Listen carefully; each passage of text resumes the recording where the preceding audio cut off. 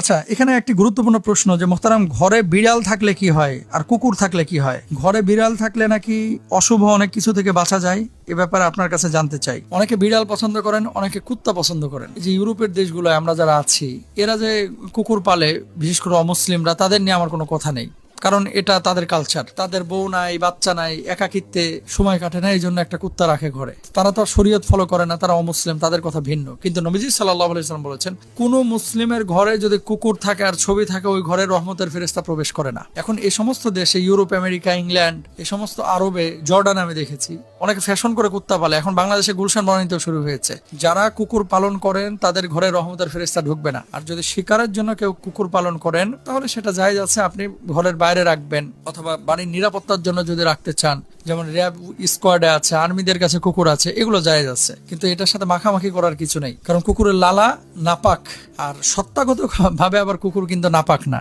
তাহলে তো আপনারা প্রশ্ন করবেন যে এত নাপাকি তো আল্লাহ বানাইলো কেন? নাউজুবিল্লাহ। প্রত্যেকটা প্রাণীর পেছনে কোনো না কোনো কল্যাণ আছে, যেটা আল্লাহ সুবহানাহু ওয়া তাআলা জানেন। কিন্তু যেহেতু আল্লাহ পালতে না করেছেন নবীজি সাল্লাল্লাহু আলাইহি ওয়াসাল্লাম, সেজন্য আমরা ঘরের মধ্যে এটাকে গৃহপালিতর মতো লালন পালন করব না।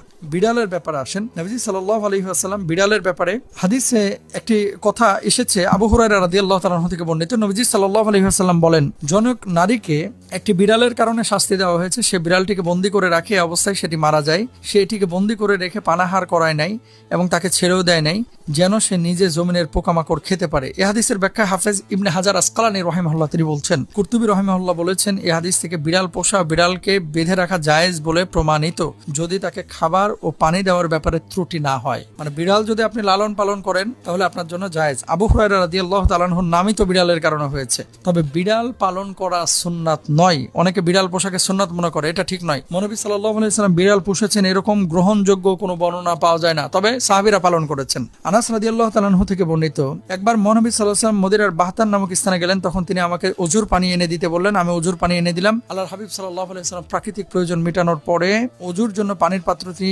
নিতে যাচ্ছিলেন। তখন একটি বিড়াল এসে পানির পাত্রে মুখ দিয়ে পানি খেতে লাগলো। আল্লাহর হাবিব সাল্লাল্লাহু আলাইহি ওয়াসাল্লাম শেষ হওয়ার জন্য কিছুক্ষণ অপেক্ষা করলেন। আমি প্রশ্ন করলে তিনি বললেন, বিড়াল ঘরের প্রাণী, বিড়াল মুখ দেওয়ার কারণে পানি নাপাক হয় না। তাহলে বিড়াল কিন্তু নাপাক প্রাণী না, বুঝতে পেরেছেন? এবার আসেন, কেউ কেউ বলছেন ব্যাখ্যা করে কিছু কিছু বর্ণনা থেকে নিয়ে, যে বিড়াল যদি ঘরের মধ্যে থাকে বাড়িতে বদজিন আসতে পারে না। এটা অনেকে পরীক্ষিত আমল বলেছেন। বিড়াল যদি ঘরের মধ্যে থাকে তাহলে রাত্রিকালীন সময়ে বাচ্চারা যে ভয় পায়, এই ভয় কম পায় বাচ্চারা। 3 নম্বর হচ্ছে, বিড়াল ঘরের মধ্যে থাকলে অশুভ কোনো কিছু, আপনারা যেটাকে প্রেতাত্মা বলেন, অনেকে ভূত পেতনি বলেন, আসলে ভূত পেতনি প্রেতাত্মা বলে কোনো কিছু নাই।